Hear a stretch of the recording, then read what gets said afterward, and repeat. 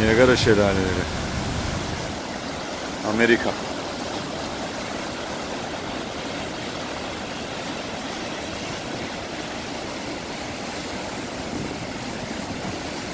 Buradan akıyor.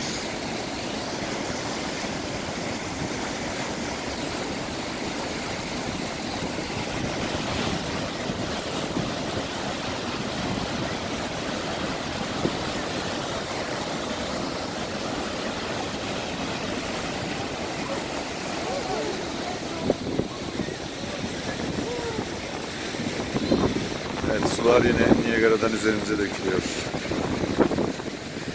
Dönelim. Çılgınca.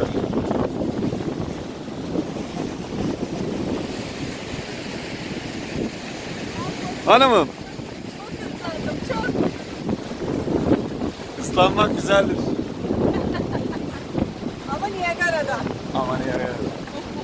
Ne güzel ne güzel.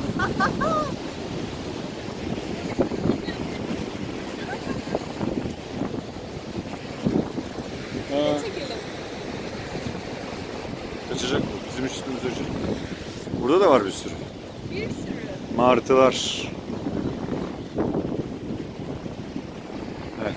Niagara şelaleleri. Böylelikle çok güzel geçti. Vay be. Çok güzel akıyor.